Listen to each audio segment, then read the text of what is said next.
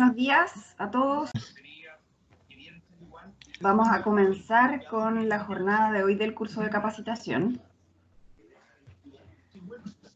Mi nombre es Lilian Ruiz, trabajo como jefa de la unidad de programas de Aquasis Ingenieros Consultores.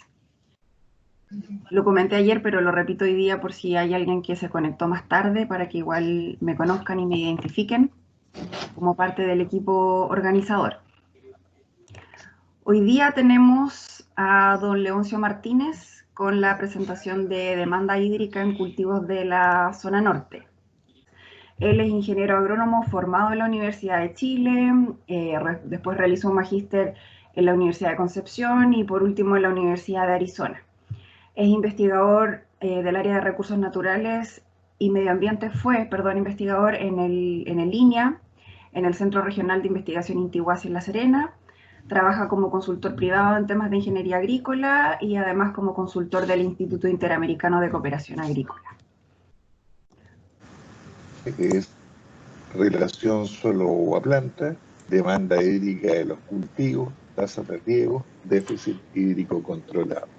Bueno, aquí yo he colocado una serie de dibujos, de logos, qué sé yo, que el tema va a ser demanda hídrica de los cultivos en la zona norte. En realidad no está especificado en la zona norte porque tal vez la metodología es válida para cualquier parte, pero sí mi experiencia profesional de más de 25 años en la zona me va a permitir ilustrar muchos de los ejemplos aplicados aquí a la zona norte.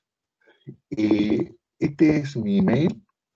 Si ustedes tienen alguna consulta, pueden escribirme ahí y yo lo responderé. El perfil profesional no lo voy a hablar porque Lilian ya hizo referencia a ello. Y el temario de esta clase va a ser relación suelo-agua-planta, demanda hídrica de los cultivos, tasas de riego y déficit hídrico controlado. Aquí he colocado una serie de logos que he encontrado en las páginas web donde aparece la importancia que se da a ahorrar al máximo el agua de riego. Cada gota cuenta es el lema de muchos distritos de riego en Estados Unidos, en Israel. Por lo tanto, eso evidencia la importancia de ahorrar agua en el sector agrícola. Relación suelo-agua-planta atmósfera es una de las asignaturas más interesantes del plan de estudio de la carrera de agronomía, por lo menos cuando yo estudié agronomía en la Universidad de Chile. Este curso no lo tomaba todo el mundo, sino algunos cuya especialidad así lo ameritaba. No todo el mundo tomaba esta asignatura. El temario es muy complejo, pues combina conceptos de química, física, fisiología vegetal y otros. Y es fundamental para comprender los procesos de absorción de agua para las especies vegetales. El agua es el recurso más básico y a la vez más indispensable. El 70% de la superficie de la Tierra está cubierta con agua, pero solo el 2,5% de toda esa agua es agua dulce. El complemento, el resto, es agua salada. Pero del total del agua dulce, el 70% se encuentra en glaciares, nieve, hielo.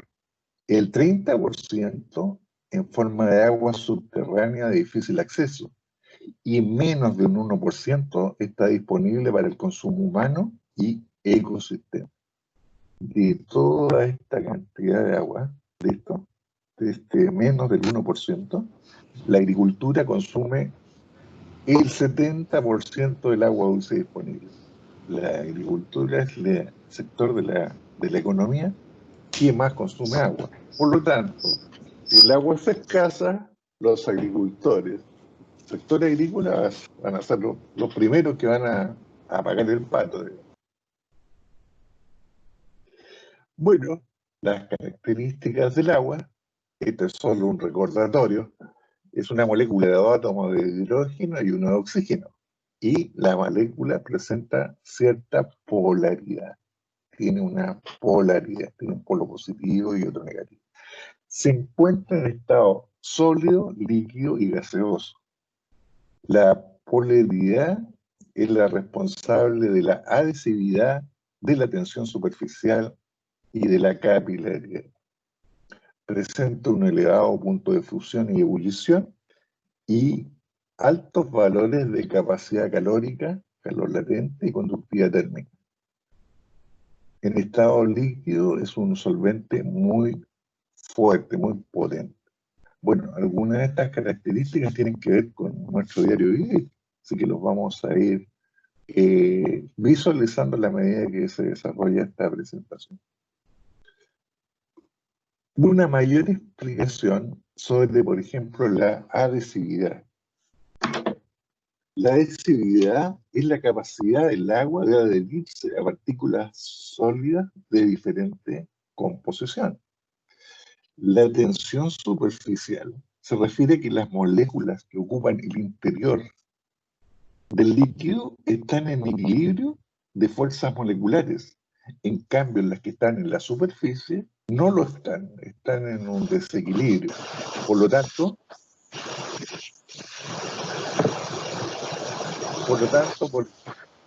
por ejemplo, cuando hay un insecto que es capaz de caminar sobre el suelo, eso significa que el peso del insecto ejerce una fuerza mucho menor que la tensión superficial del agua. Está el fenómeno de la capilaridad, que es la propiedad de los fluidos. Perdón. Sí, la capilaridad es una propiedad asociada a la tensión superficial y se refiere a la posibilidad de que en capilares bastante delgados, donde el diámetro es muy delgado, el agua asciende, debido a que hay una interacción de fuerza entre la superficie del líquido y las paredes del capilar. Cuando hay un equilibrio entre esa fuerza, la fuerza ascendente y el peso de la columna, se establece un equilibrio. Entonces, la altura de este capilar, la altura que llega el agua a este capilar va a depender fundamentalmente del diámetro de... Bueno, está hablando de la adhesividad, la tensión superficial, la capilaridad y la solubilidad. Bueno, el agua es el disolvente por excelencia, donde una gran cantidad de componentes orgánicos e inorgánicos se solubilizan. Bueno, para nosotros esto es una característica muy importante, debido a que tiene que ver con la nutrición de las plantas, pero también tiene que ver con la calidad del agua. Cuando tenemos agua con alto contenido sólidos solubles, esto tiene una gran importancia en la disponibilidad y absorción de agua por parte del cultivo. Ok. Bueno, si todo el espacio poroso está lleno de agua, estamos en una condición saturada que desde el punto de vista agrícola no es de las mejores, porque no hay condiciones para el desarrollo de las raíces. Esta puede estar a capacidad de campo el suelo, que es el contenido de humedad 24 o 48 horas después de regar. En esta condición, el agua solamente está en el suelo, el agua retenida en los capilares más finos. El agua, el exceso de agua ya drenó bajo el límite inferior donde se encuentran las raíces, producto de la acción de la gravedad. El punto de marchitez permanente es el contenido de humedad al cual las plantas ya no pueden extraer más aguas. Por lo tanto, el agua disponible para los cultivos es el que se encuentra entre capacidad de campo y punto de marchitez permanente. Bueno, factores que determinan la retención de humedad del suelo. Está la textura, que depende del porcentaje de arena, limo y arcilla, la estructura del suelo, el contenido de materia orgánica, el grado de compactación del suelo, que tiene que ver con la densidad aparente, la profundidad del suelo y la pedregosidad. Recordemos que el volumen de suelo ocupado por piedras no participan en este fenómeno de la retención de humedad. Por lo tanto, un suelo muy pedregoso, como ocurre acá en la tercera y cuarta región, su capacidad de retención de humedad se ve seriamente mermada.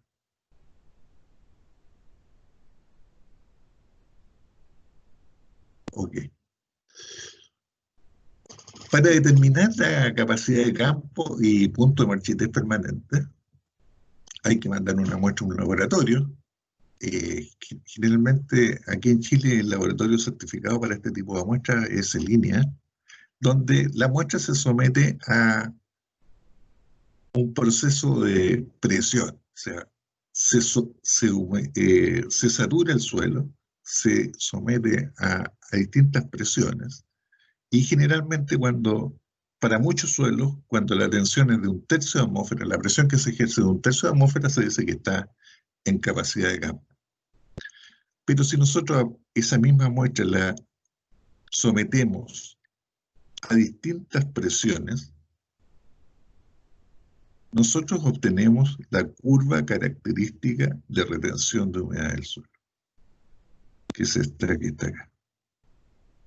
Bueno, cada suelo va a tener su propia curva característica y es probable que en un suelo estratificado, por cada estrata, haya una curva de retención de humedad. Bueno, nosotros los agricultores, yo no soy agricultor, pero nosotros los que trabajamos en el campo no estamos muy acostumbrados a mandar muestras al laboratorio para saber las características físico-hídricas del suelo.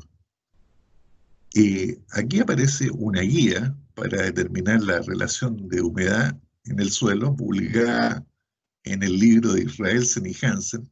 Esta corresponde a la edición del año 79, pero el libro es mucho más antiguo que eso, donde aparecen valores de textura, arenoso, franco-arenoso, franco, etc. El porcentaje de porosidad total, este es el valor promedio, digamos, pero puede variar en este rango.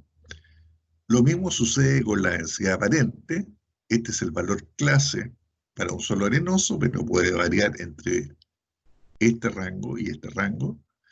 El valor en porcentaje de la capacidad de campo, el valor en porcentaje del punto de marchitez permanente y la cantidad de agua disponible para esa textura. Bueno, este grafiquito nos ha acompañado por muchos años. Pero, ¿cuánta agua hay en el suelo? ¿Cuánta agua hay en el suelo? Bueno, aquí tengo a un colega que está intentando mirar bajo la superficie, lo que es imposible. Y es muy difícil saber cuánto es la humedad que hay almacenada en el suelo. Pero hay algunos métodos, por ejemplo, podría ser el tacto. Algunas personas han desarrollado esa habilidad de poder estimar cuánta agua hay en el suelo. Se puede hacer a través de muestreo de suelo, ya sea utilizando barrenos o haciendo una calicata, o uso de instrumentos como tensiómetros, bloques de yeso, sonda de capacitancia, etc.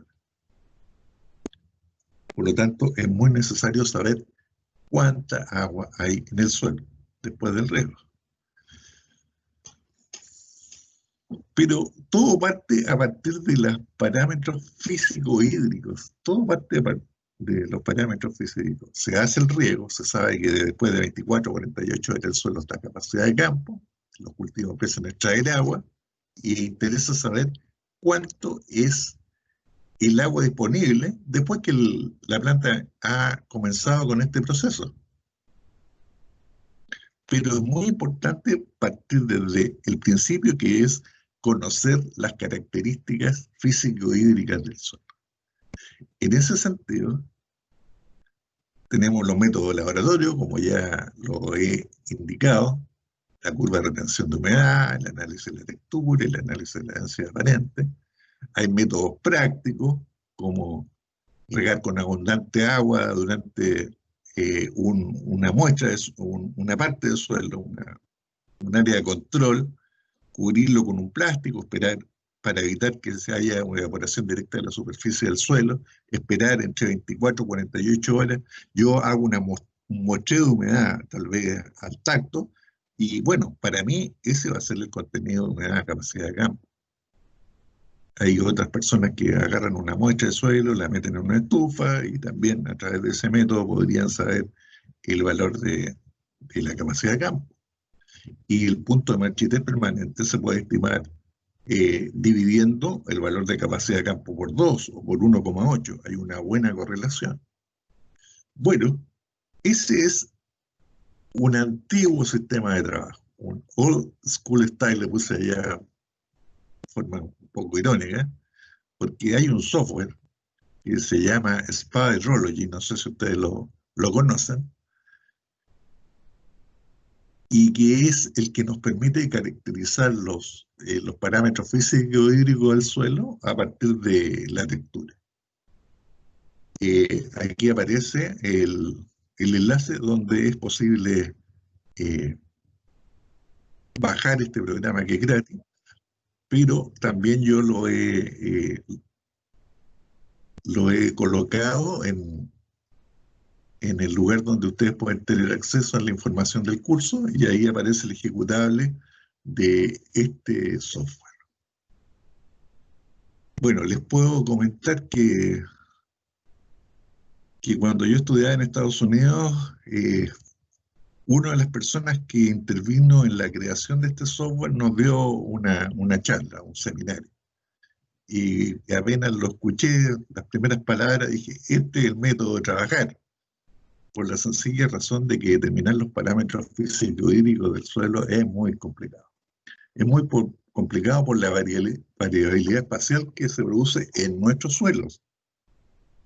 Y me ha tocado ver suelos donde hay cientos de hectáreas que tienen exactamente las mismas propiedades físico-hídricas. Pero en nuestro suelo es común que yo tenga una propiedad determinada en un punto y 20 metros de ahí las propiedades sean totalmente distintas. Por lo tanto, este software nos permite saber qué está pasando con cierto grado de precipitación, de precisión, porque yo tengo la posibilidad de alterar algunos de los parámetros.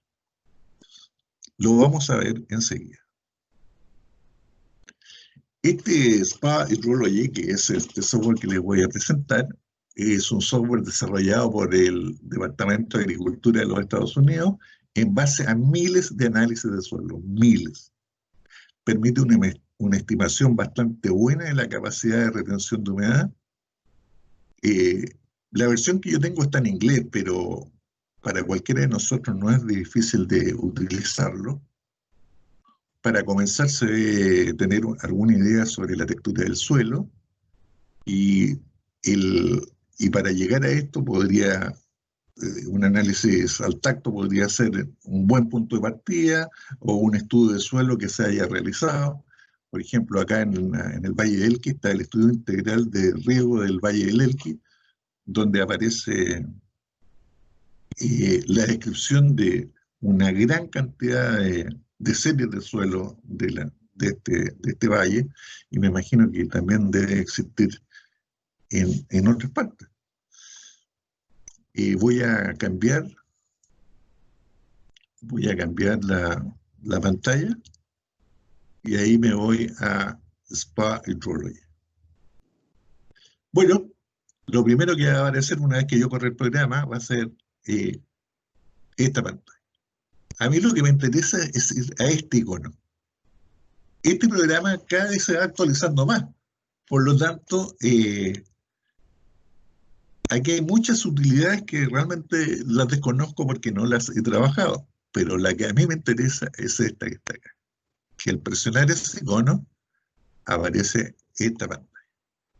Aquí aparece el módulo de entrada de la información donde en este eje, el eje de la Y, está el porcentaje de arena, en el eje de las X está el porcentaje de arcilla, y por diferencia está el porcentaje de limo.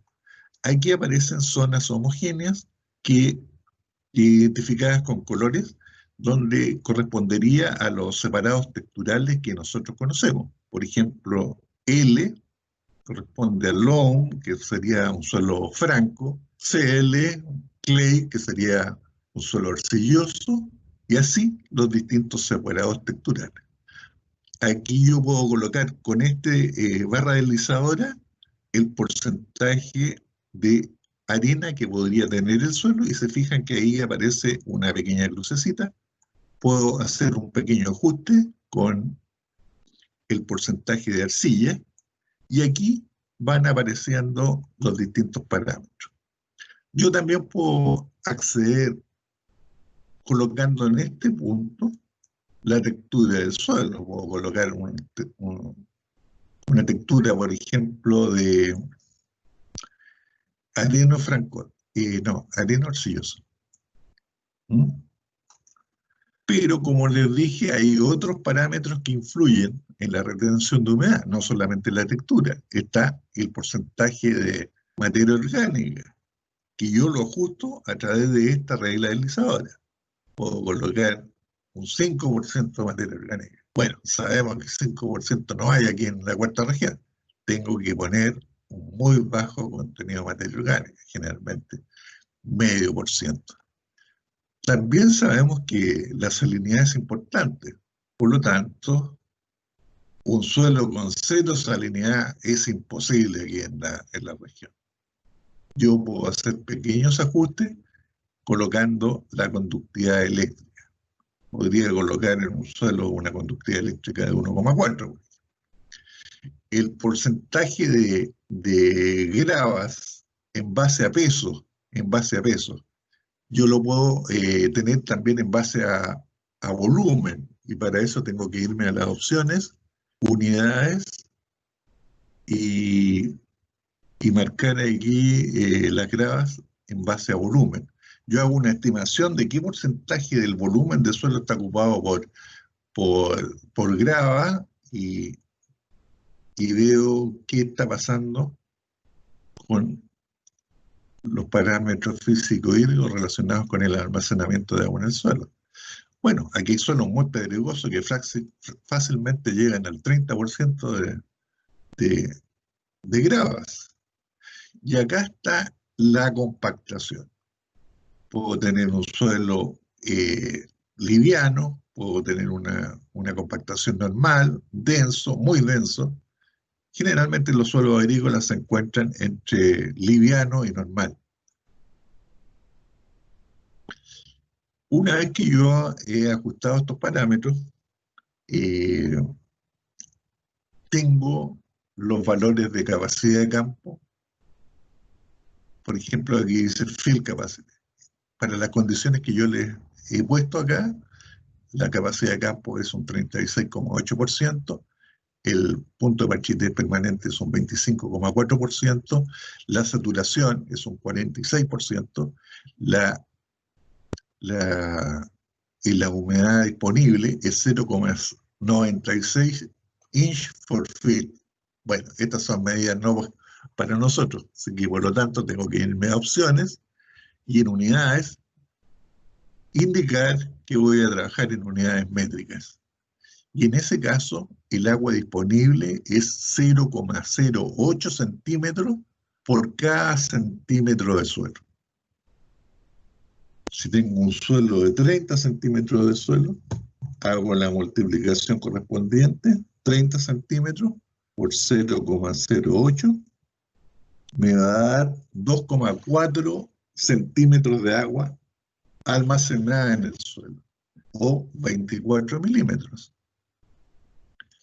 Bueno, y aquí aparece la conductividad hidráulica saturada de 1,15 milímetros por hora, y la densidad aparente del suelo 1,43.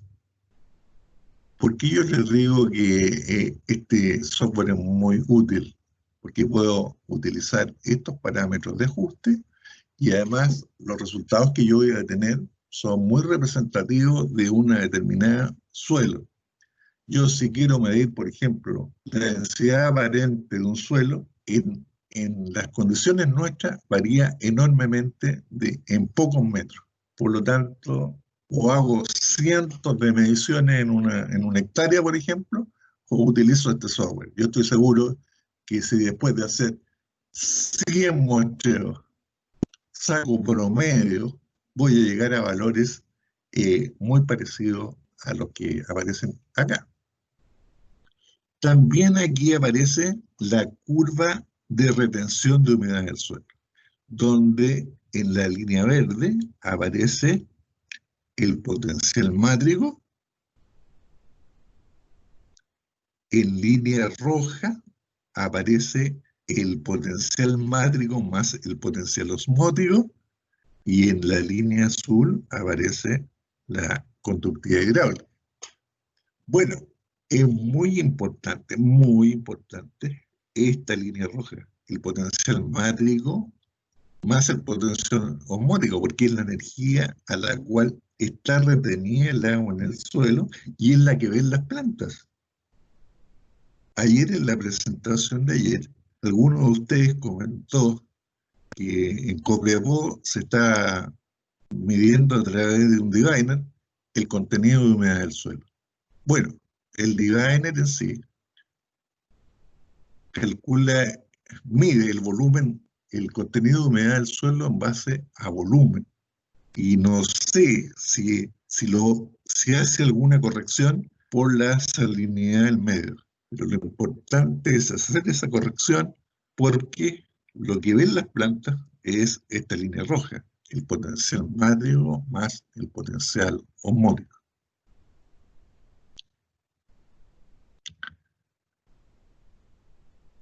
Voy a volver a la presentación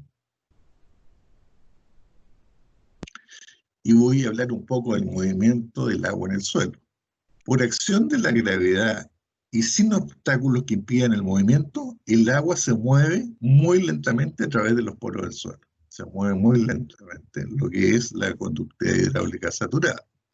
Pero en la medida que el suelo se empieza a secar, por ejemplo, se encuentra capacidad de campo, algunos poros no han retenido nada de humedad, porque son demasiado grandes, y el agua se ha perdido, y solamente el agua queda almacenada en los poros más delgados. Por lo tanto, es aquí donde se produce el movimiento de agua.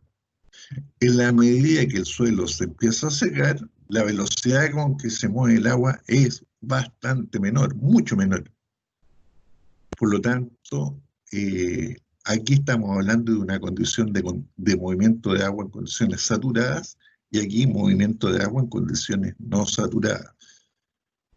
Bueno, el agua se mueve dentro del suelo, pero cuando estamos en condiciones no saturadas lo hace enormemente lento. Por lo tanto, desde el punto de vista agrícola, donde una planta requiere 3, 4, una planta de tomate, por ejemplo, requiere 3, 4, 5 litros de agua al día, en la medida que el suelo se empieza a secar, el movimiento del agua hacia las raíces se hace extremadamente lento y por lo tanto prácticamente no deberíamos considerarlo.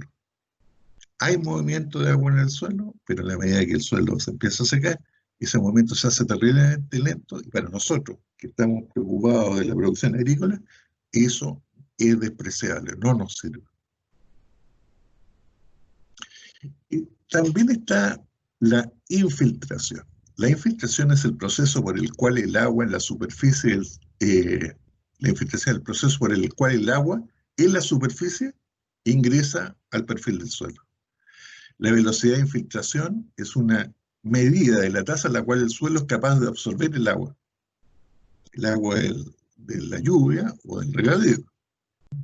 La velocidad de infiltración es muy alta en los primeros minutos, pero después se hace muy lento.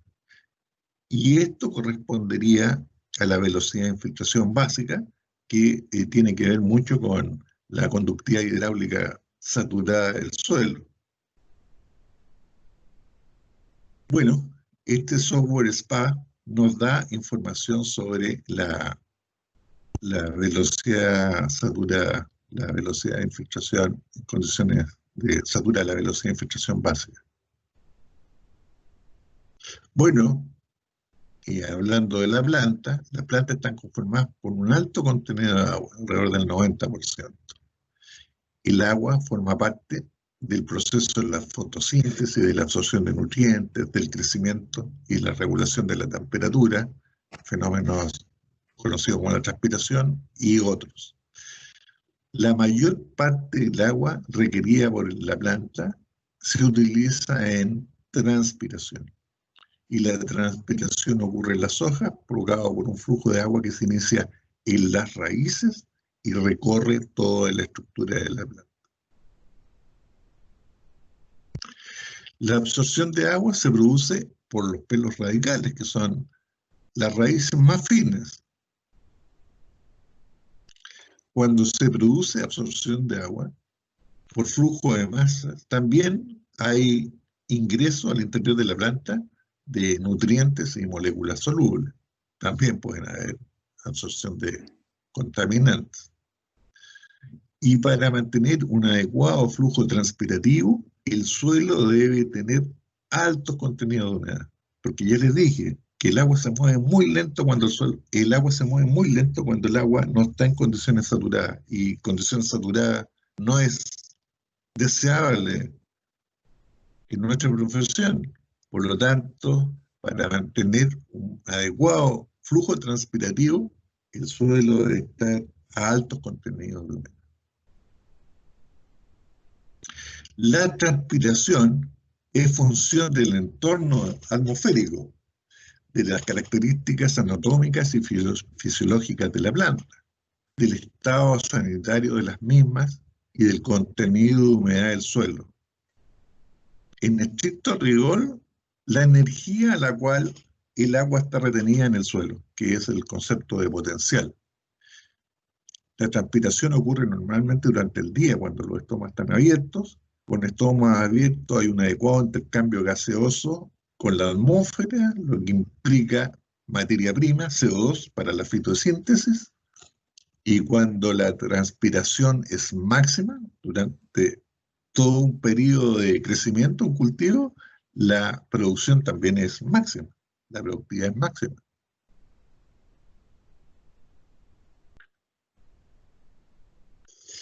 La evapotranspiración.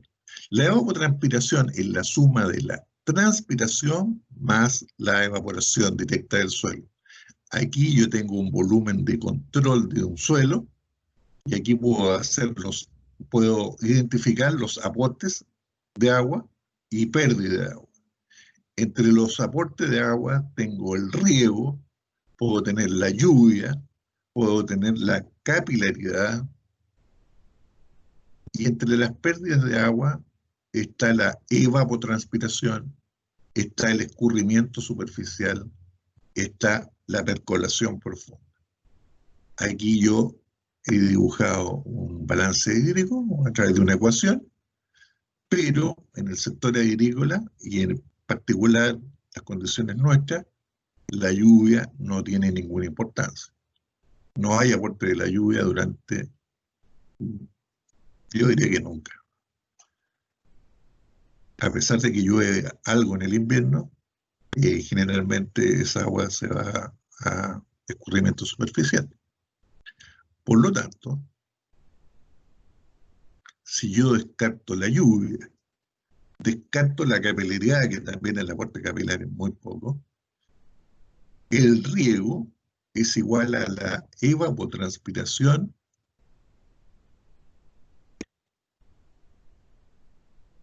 más el escurrimiento superficial y más la percolación profunda. Tiene que haber un equilibrio entre el riego, que es el ingreso de agua a este volumen control, y las pérdidas, la evapotranspiración, el escurrimiento superficial y la percolación profunda. Bueno, yo puedo hacer un arreglo a esta ecuación y el riego me va a quedar como un factor que depende directamente de la evapotranspiración e inversamente proporcional a la eficiencia. Cuando la eficiencia es muy alta, quiere decir que la percolación profunda y el escurrimiento superficial son cero. Pero cuando el escurrimiento superficial y la percolación profunda toman valores importantes, la eficiencia del riego es más baja. Bueno, ¿cómo determinar la evapotranspiración?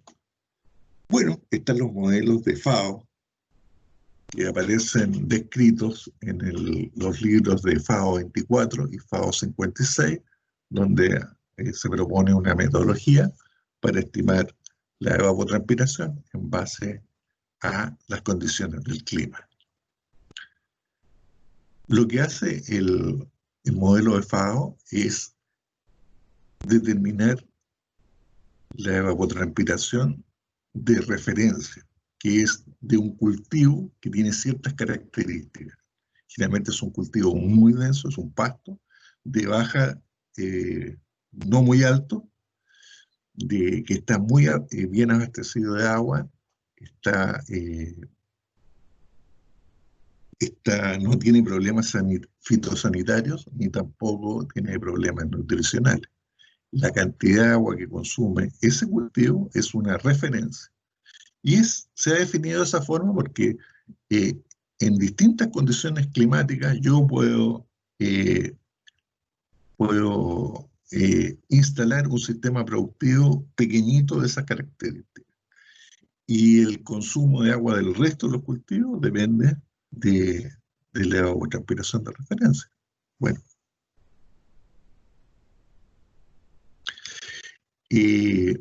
Antiguamente, hasta hace unos 20, 25 años atrás, la bandeja de evaporación era el elemento clave que nos determinaba la evapotranspiración de referencia. En cambio, ahora tenemos estaciones meteorológicas repartidas por muchas partes, hay muchas estaciones meteorológicas, y nosotros podemos obtener información de aquí para poder estimar la evapotranspiración de referencia. Aquí hay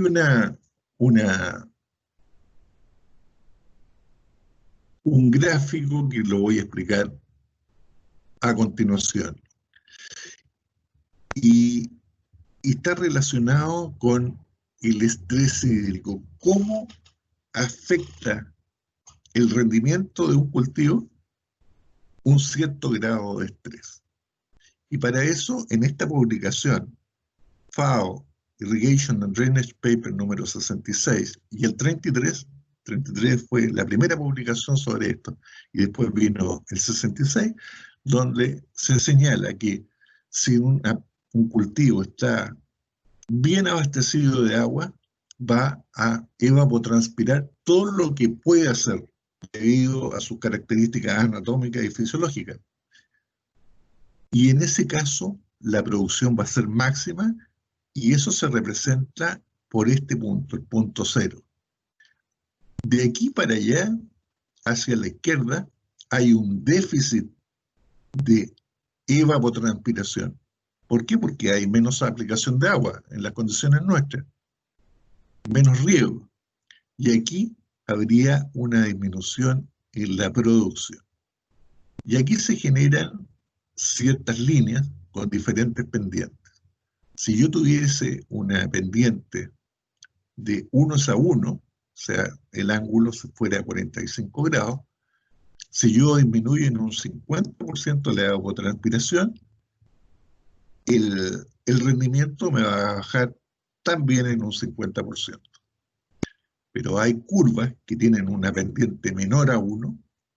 Eso significa que son plantas más resistentes, en donde un estrés hídrico provoca una disminución de rendimiento, pero mucho menor. Aquí yo puedo aplicar un estrés de un 50% y la productividad recién se va a caer en un 10%. en un 10%. Y tengo zonas o cultivos donde la pendiente es mayor a 1, donde una leve disminución de la evapotranspiración durante la temporada produce un gran aumento de la producción. Bueno, ¿qué nos dice esto? Primero que nada, que hay plantas que son muy resistentes al estrés hídrico, pero la mayoría de las plantas, yo diría casi todas, de las que nosotros estamos acostumbrados a lidiar día a día, se encuentran en esta zona, donde un pequeño déficit hídrico produce un aumento muy grande en la productividad. Bueno, en estos libros, FAO 33 y FAO 66, aparecen curvas para distintos periodos fenológicos de las especies más importantes. Hay algunas especies donde el estrés hídrico no afecta tanto la productividad, en cambio hay otros que sí lo hacen. Por ejemplo, en uva de mesa, si uno no tiene bien abastecida de agua, eh, el, el periodo de crecimiento del fruto, pues vamos a tener un poco calibre y eso va a significar una baja producción. Pero pueden haber otros periodos donde no es tan sensible el cultivo y eso nos lleva a lo que se conoce como déficit hídrico controlado, donde yo puedo hacer manejo del riego de tal manera de que optimizar el uso del agua en condiciones donde esta es escasa. Bueno, susceptibilidad de los cultivos al déficit hídrico es que aparecen que las hortalizas y chacras en general presentan una fuerte disminución de la producción, tienen pendientes mayores aún. Algunos frutales, como lo mencionó ayer el colega de la Universidad de Chile, tienen mayor tolerancia al déficit hídrico, pero también influye mucho el periodo fenológico en que se encuentra el cultivo.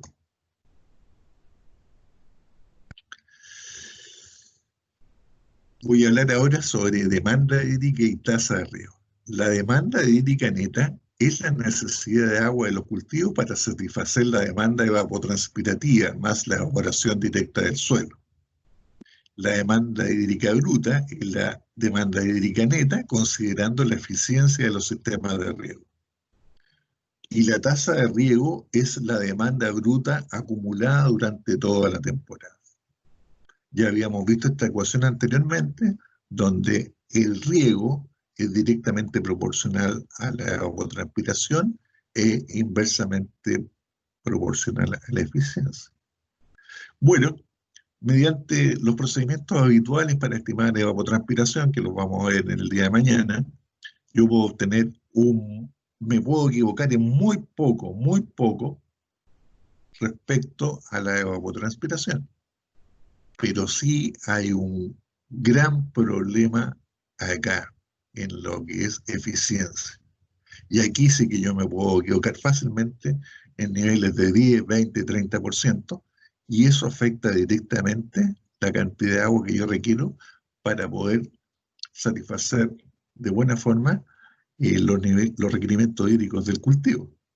Bueno, nuestra obligación como profesionales del agro es mantener los niveles de eficiencia cercanos al máximo, ya que estamos pasando por un periodo de fuerte restricción en la oferta de agua y esa restricción para nosotros es de aquí, o sea, va a ser siempre, nunca vamos a disponer de mucha agua, ¿vale?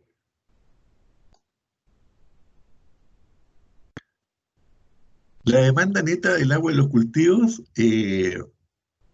va a depender, como dije, del clima, de las características del cultivo, del periodo fenológico, el manejo del sistema productivo y los niveles de humedad del suelo. Bueno, si yo conozco la evapotranspiración de referencia a través, por ejemplo, de los datos climatológicos que nos proporciona la red SEASAMED, yo a partir de ahí tendría que multiplicar por el coeficiente de cultivo y el coeficiente de sombreamiento, que son los aspectos muy importante, y en general los libros aparecen rangos, dicen, el coeficiente de cultivo al tomate no es 0,63, sino que varía entre 0,60 y 0,70. ¿Por qué? Porque depende del manejo que se haga el cultivo, si tiene maleza, si no tiene maleza, depende del espacio que hay entre plantas, depende de, de varios factores, de la altura, si un tomate guiado, si no es guiado, qué sé yo. Hay factores de manejo involucrados. Y, y siempre los libros dejan esos criterios a discreción del especialista en este caso. Pero bueno, el, la tecnología ha avanzado y está disponible para nosotros. Y la metodología que propone nuestro colega Claudio Bontín y su equipo de INEA Intihuasi, donde él, a través de un análisis de imágenes, proporciona información sobre el coeficiente cultivo que se debe utilizar para una determinada unidad productiva. Esta metodología es gratis y está disponible en, en la web. Yo he subido 2 documentos que permiten poder operar este sistema. Voy a irme a una...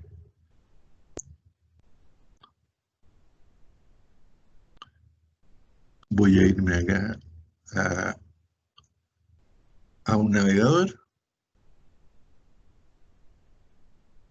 Voy a colocar palabras que me permitan ubicar. Por ejemplo, Spider, que es la tecnología utilizada. GIS Web.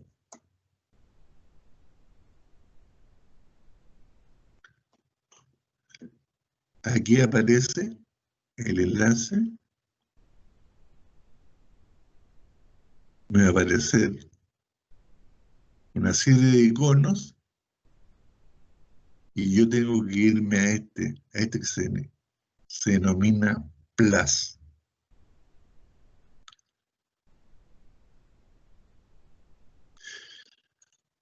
Para ingresar se debe utilizar Plus como identificador y Plus como password y se accede.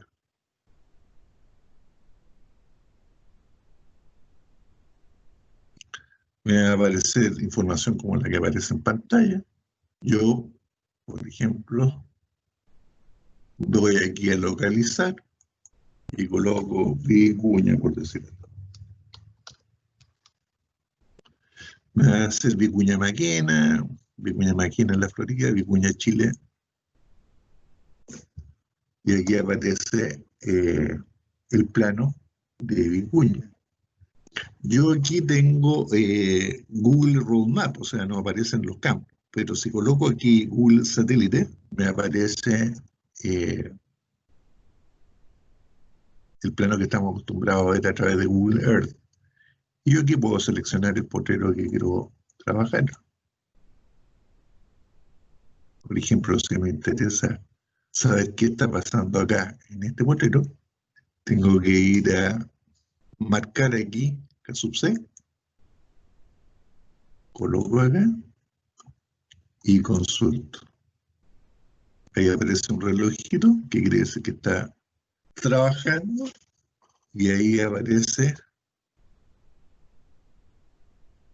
los coeficientes de cultivo para ese potrero en ese punto. Si yo tengo una gran variabilidad de suelos y hay distintos picores de planta, puedo hacer la consulta para otro punto y ahí me van a aparecer los valores, los cuales para cada fecha que corresponde a la fecha que pasó el satélite, aparece un coeficiente de cultivo. Este coeficiente de cultivo está determinado en base a la cobertura vegetal. que en el fondo la cantidad de hojas influye en la cantidad de agua transpirada. Por lo tanto, a través de esta metodología y sabiendo la evapotranspiración de referencia, yo puedo estimar en forma muy precisa los requerimientos de agua de un cultivo establecido en cualquier unidad de superficie, hasta por muy pequeño que sea. Yo he utilizado esta metodología en huertos de 175 hectáreas de palta y han dado bien. Bueno, hay algunas limitaciones que hay que conocer. Como las fotos satelitales algunas son de una densidad de 30 por 30 metros, si consulto en ese punto, es probable que el resultado sea el promedio de un área de 30 por 30 metros alrededor de ese píxel y me va a tomar un pedazo de camino. Por lo tanto, esa información estaría algo distorsionada. En cambio, si utilizo el centro de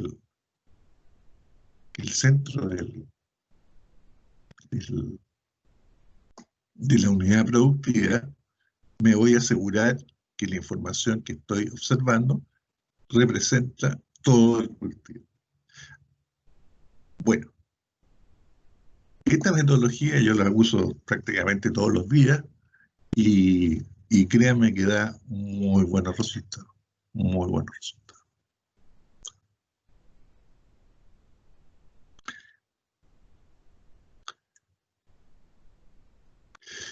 Bueno, con esto ya concluye la clase de hoy día. Les he hablado sobre la relación suelo-agua planta-atmósfera, principios bastante básicos, pero todos influyen tal vez en decisiones que tenemos que tomar día a día, las características del agua, las propiedades, las características del suelo, sus propiedades, el software Spidrology, la planta, lo que es evapotranspiración y lo que es SpiderWebGIS, que es la metodología que propone el colega Claudio Balmonte. Bueno, para culminar, una foto típica de nuestro paisaje y bueno, quedo dispuesto a responder consultas de ustedes.